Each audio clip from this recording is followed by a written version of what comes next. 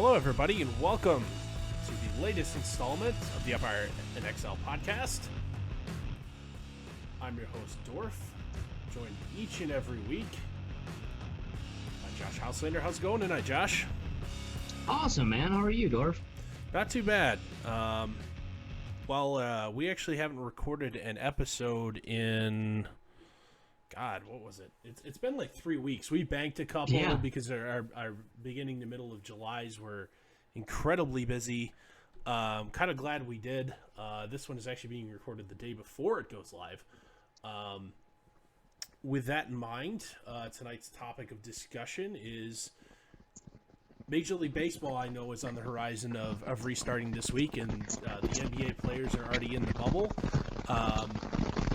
Your thoughts on sports in general getting back to normal after all the hubbub about there won't be sports this year? Dorf, I'm torn in a lot of ways with this because there is a part of me that is a purist that thinks that if there isn't a crowd watching, it kind of isn't sports, And there's the tinfoil hat guy in me who says, I don't know if I trusted these organizations beforehand. Now we're gonna do all this stuff without anyone in the stands. Can we even trust the outcome? So I'm kind of that guy too. But at the same time, I'd like to see some sports back. Well, baseball picks back up this week. And I know a lot of people are jonesing for it. Basketball's close. Hockey's close.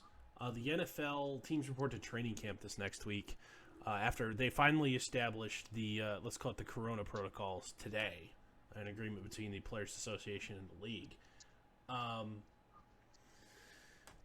Sports are going to be played this year. I think college football, because of liability at smaller level schools, smaller level institutions, you may not see much D2 or D3 played this year. You might not even see some smaller Division I played this year. But the folks in the Power 5 conferences, they'll play some games. There's too much money to be lost and having to be refunded or, money budgeted, especially like if you look at the Big Ten network and how much money each of those schools gets as their cut of the revenue, owning half of it. The conference owns half. The other half, I believe, is owned by Fox. Just their half of operating profit, that's a lot of money. And the other thing that I wasn't on our rundown list to talk about here is the impending budget shortfalls of the smaller conferences, like the MAC specifically. They play the Big Ten and occasionally the SEC and other schools like that for revenue. And they need it every year. And I mean, a lot of the departmental budgets are based on the fact that they go get, $1 million, $1.5 million to get the crap kicked out of them by the bigger school and state. No, right. I mean, and that's the thing, Dorth, that so many people just don't understand when they say, oh my God, why does Alabama, why does Michigan, why does Ohio State beat up on these teams? It's like those teams beg them to beat them up every year because of the amount of money thank you, sir. May I have another? Exactly, and it's huge. Dorf, you're right by the numbers, by what they're reporting right now, but at the rate they're dropping, we're not going to travel here, we're not going to travel there, we're not going to do non-conference, we're not going to do this, we're not going to do that. I'm still not sold that they're going to play at all when it comes to college football, but we'll see. I mean, we will see. I just keep seeing them chip away at things one by one. And they have to keep up the charade that these guys are student athletes, right? Yeah. They got to keep that charade up, Not they athletes, care about professional athletes that happen to attend some classes. Right, they have to keep up the charade that the academics matter. And if they're not going to have students in the classrooms, well then how the hell do you have football players on the football field? And a lot of that remains to be seen. Well, and here's the other thing. You even look at schools like Stanford, because of the projected shortfalls related to coronavirus, had 36 varsity sports. Like the minimum to be, I think in D1, a D1 football school, you have to have 18. They had double that for reference. They cut like 11 sports because of this. Right. I mean, it's like basket weaving and water polo, but sure, I don't think water polo is actually one of them. But like the only sport that potentially some West Coasters would traditionally care about was men's volleyball, which is a big deal in the Pac-12 where they play out of. But other than that, it's all the obscure Olympic sports that them in the Ivy League compete in. Dorf, what if I told you that all volleyball is women's volleyball? Hey man, I don't know if you've ever watched some men's volleyball. I'm not saying that I'm an avid fan, but like it's a bunch of dudes that are like 6'9", just wailing the ball at each other, and it's moderately entertaining for a couple minutes. A bunch of dudes are 6'9" who still couldn't make a basketball team. Fair enough. I'm kidding, Dorf. I actually know some people personally that play, some dudes that play volleyball, and they're some athletic folk. I'm not. Yeah. I'm just being a jerk. Yeah.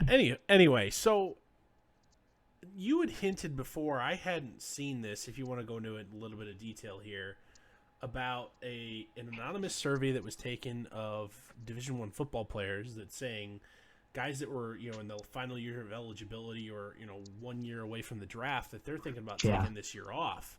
I hadn't seen seniors that. only. Seniors only, is that who they asked? So take us through that. What you remember about that, and if you remember they're reporting that 100 seniors, when not asked officially, not signing their name over.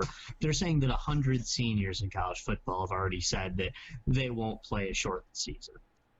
They will, if the season is shortened, if the season is incomplete, if the season is played at a time other than when the season is normally played, that they will forgo that season and just save themselves for the next draft they are eligible for. They've already done enough, in essence, to make a name for themselves, and they're not going to risk an injury for it. Or risk an injury, who knows what could be risked, getting the Rona. Well, the thing with the Rona, per se, is the unknown respiratory consequences of any sort of respiratory ailment. You're seeing the reports here that, even people who are asymptomatic are having lung damage. And it's just like, okay, did you find me 2 people, or is this happening in like 5% of the cases? Is this a real chance for someone who's otherwise healthy?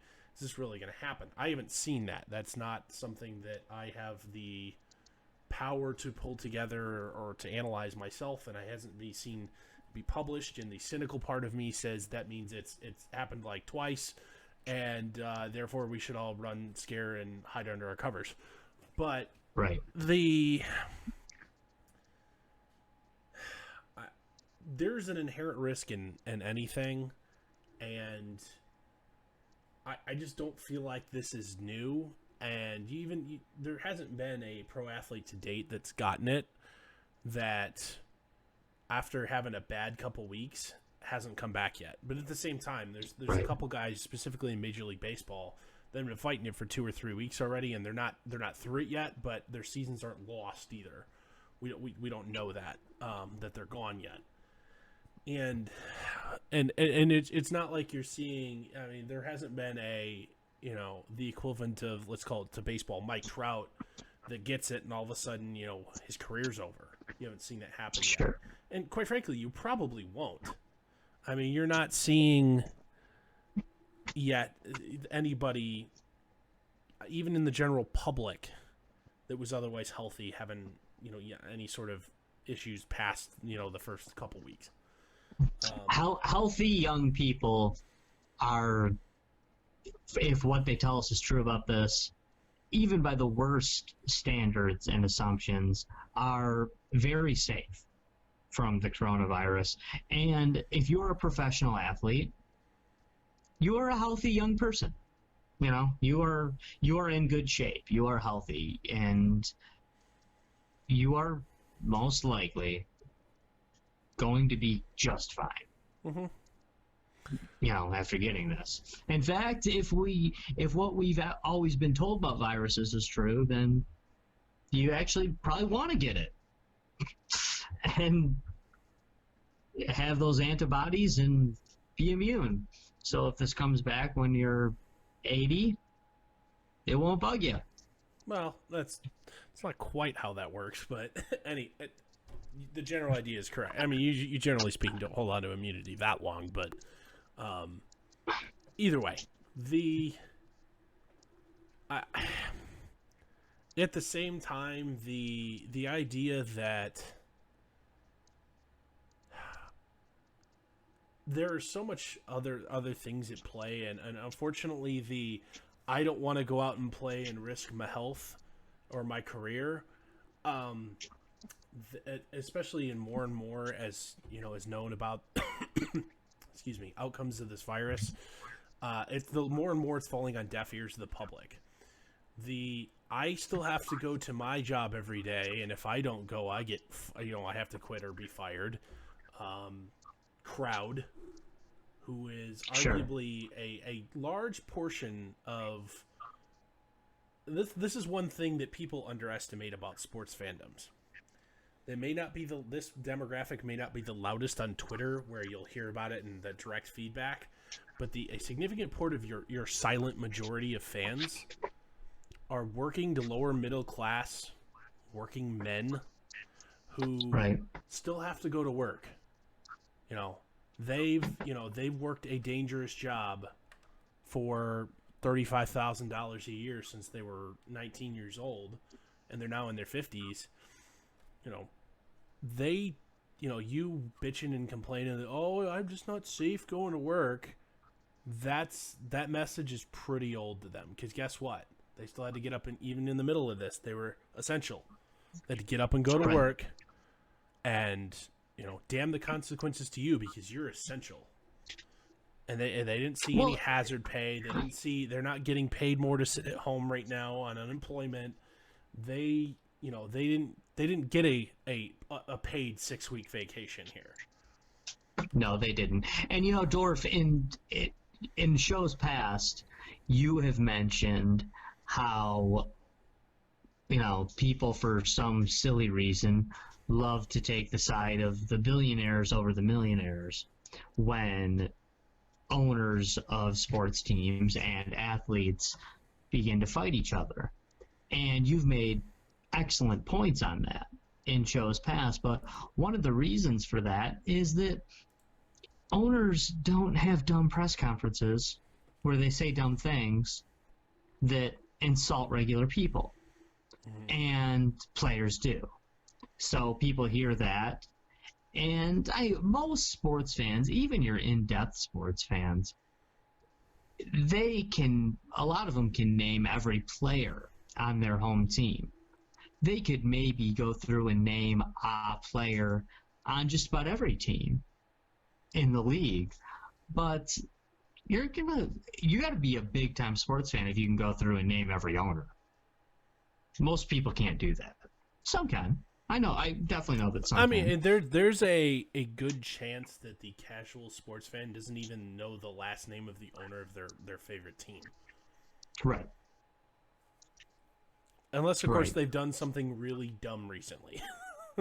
Sure, exactly. So no, you probably know the owner of your team. Probably. But you don't know. That's usually about it. You don't know the owner of your division rivals. And I would call myself a above average knowledge sports fan.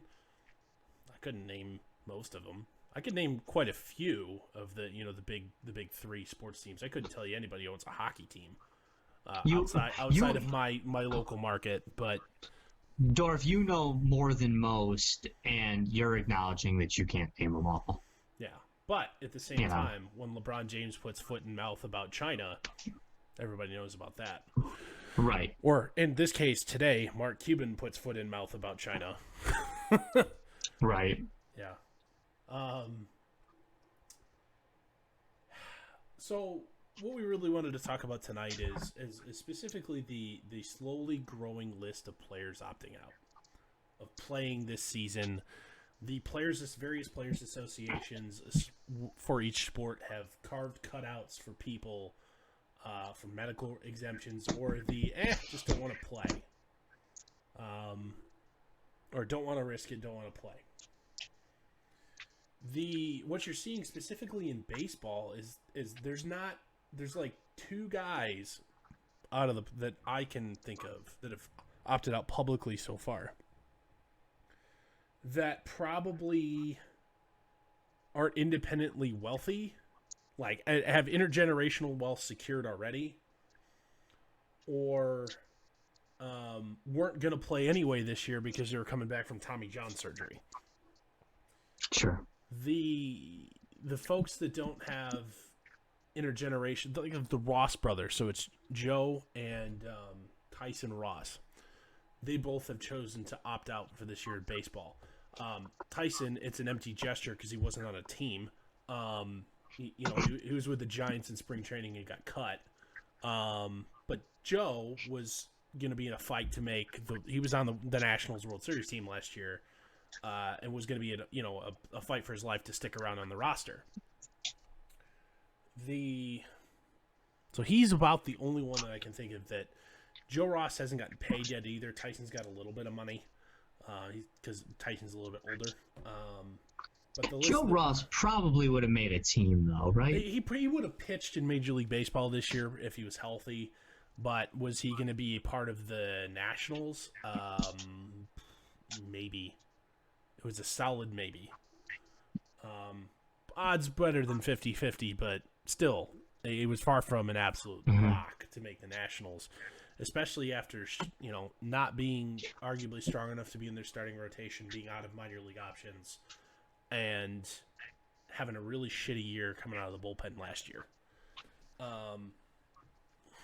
He wasn't a lock. Other than that, I mean, you go through the list, you've got like Nick Markakis of the Braves opting out. He's 36.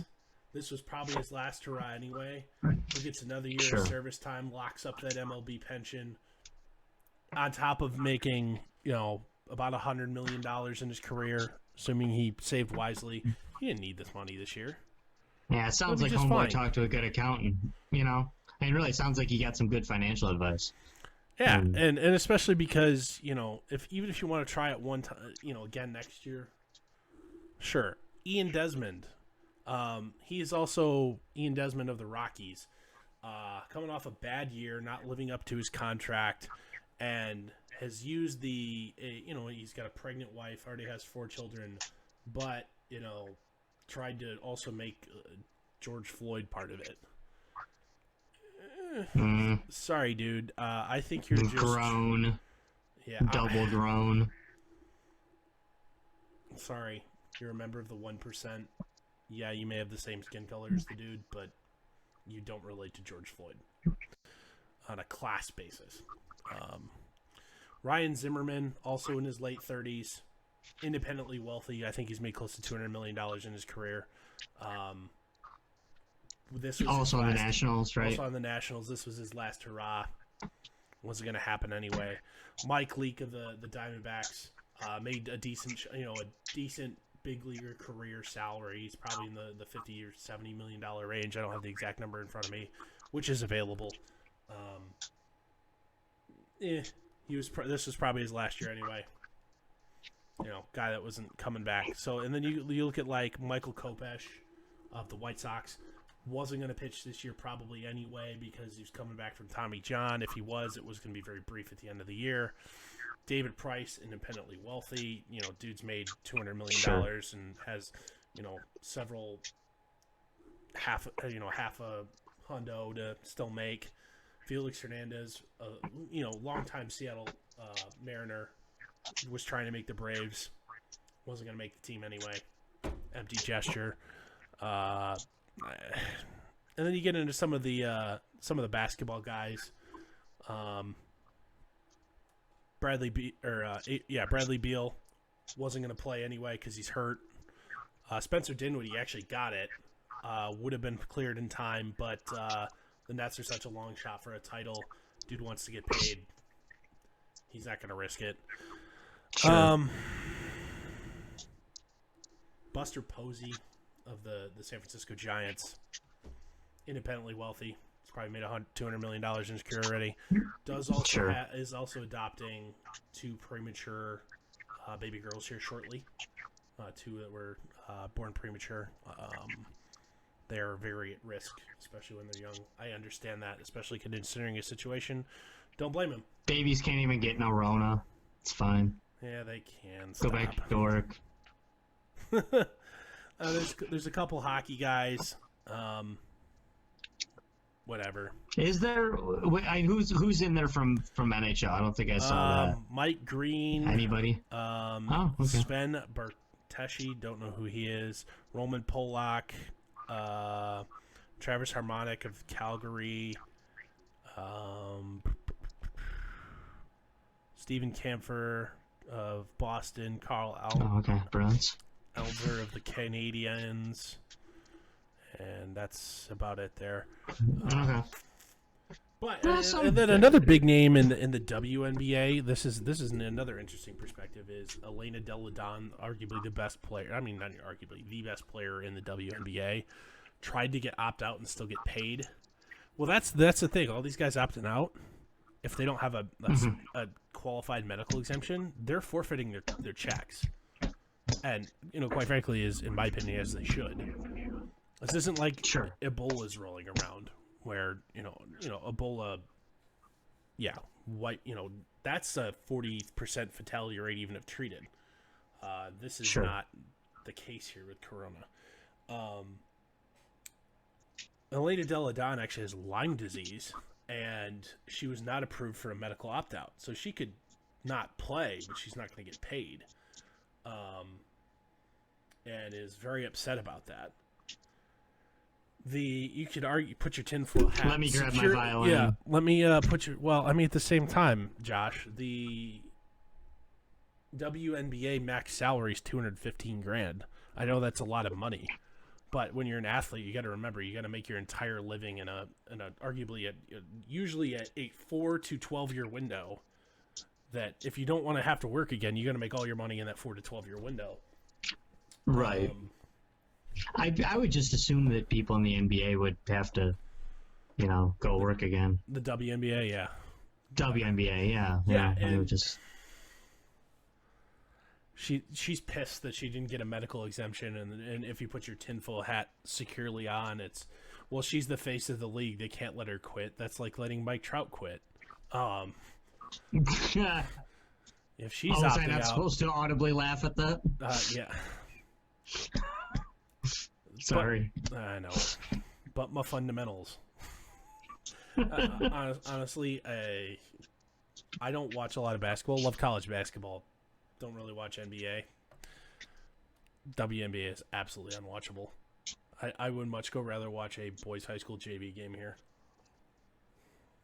Why? Just because the skill level's higher? Oops. No, I mean, not quite. It's just, you might not going to say anything more on that, but just let me take the fall for that one. It's all right. I already took it. These comments do not reflect the official point of view of.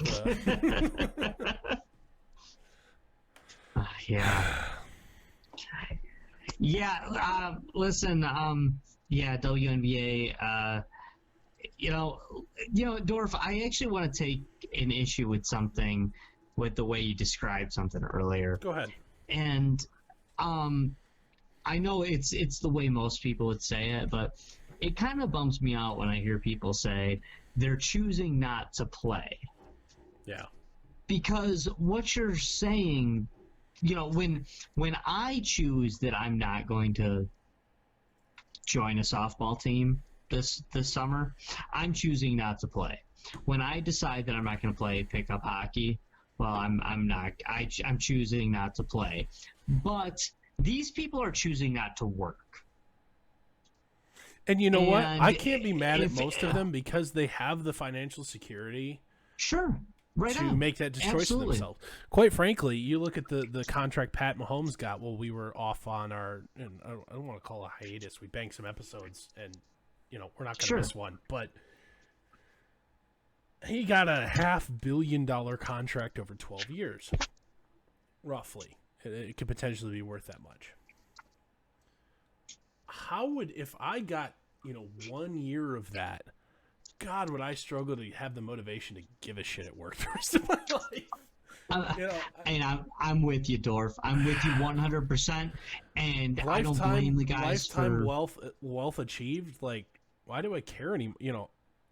Sure. I understand. I was at one point that guy. I played sports in college. And I didn't play because there was a chance for me to get to the pros. I played because I wanted to. Mm-hmm. That was not my situation. I had no hope of that. Was an offensive lineman. I'm a shade over 6'1", close to 6'2", and don't have the extremely long arms to make up for that lack of height.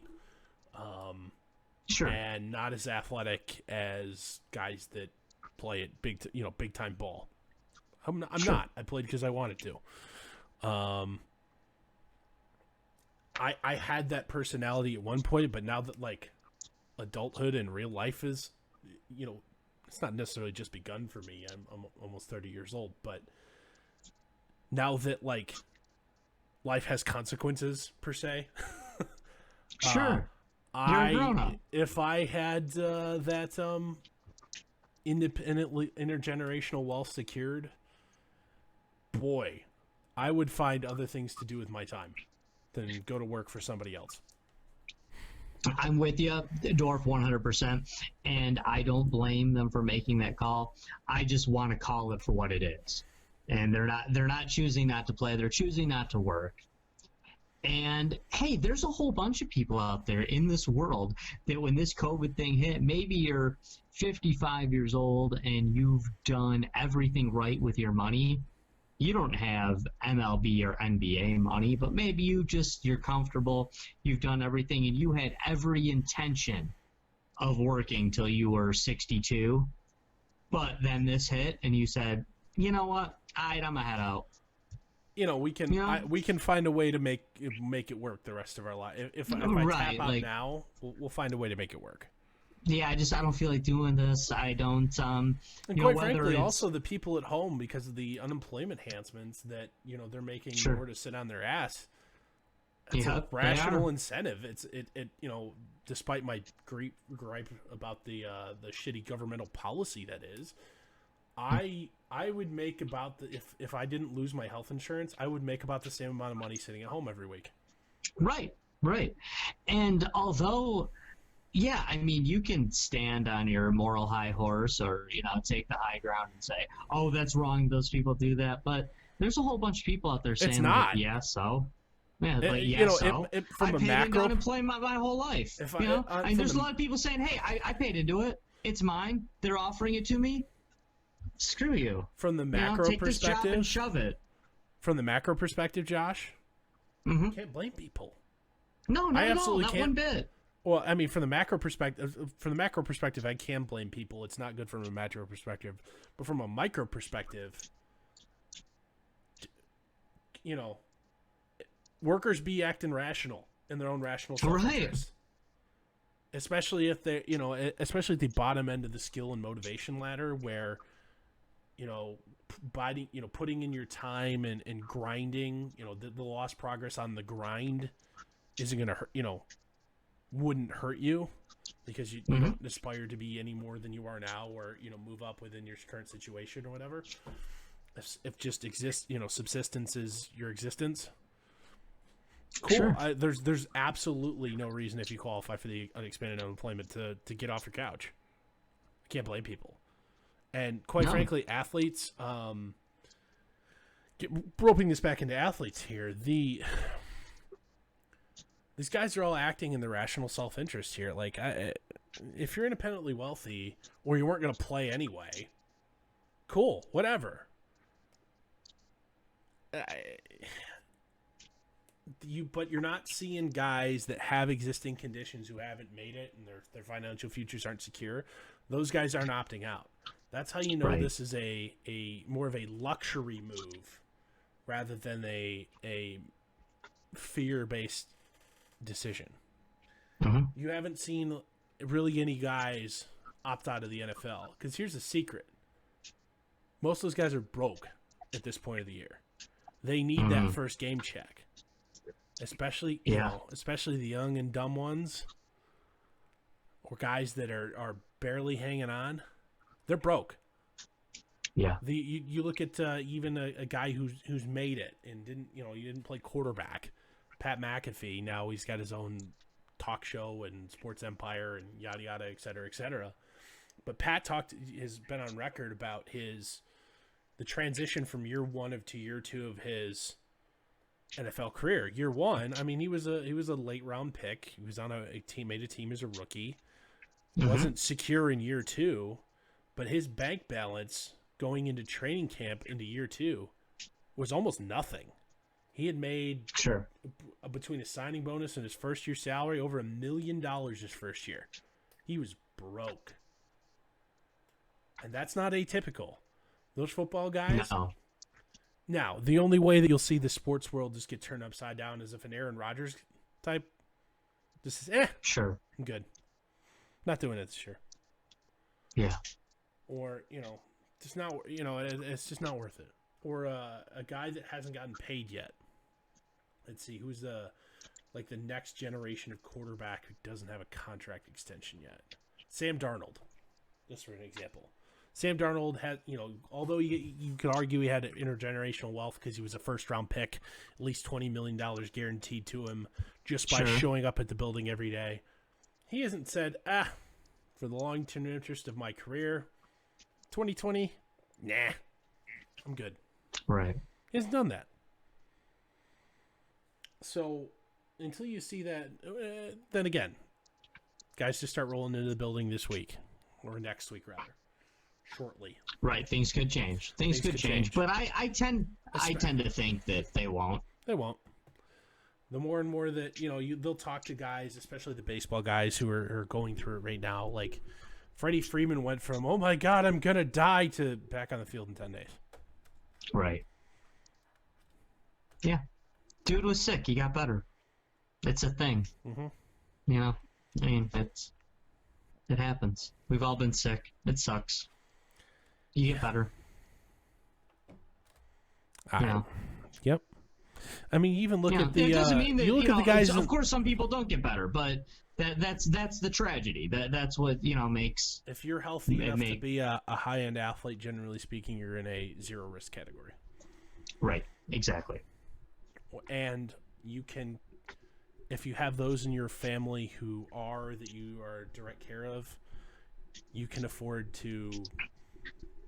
The extra precautions and or to send them away to continue to make your money. Right. The natural reaction is going to be, I need to go back to work because I need to put grandma in, or I need to pay for my mom's nursing home. I need to put Aunt Delphine in, in this perfect care home, and that's going to cost a pretty penny. So let's get back to work. Yeah. Well, I don't really have anything else to say on this. You? No, it's good. No, I think it's good coverage of it, man. Okay. Well, I think that is going to, if I can get this thing I need to load. That's going to wrap it up here. There we go. For the latest episode here of the Empire In Exile Podcast, join us each and every Tuesday. Our episodes go live Tuesday morning at 7 a.m. Eastern. Whatever platform you find us on. So for Josh, I'm Dorf. We'll see you all next time.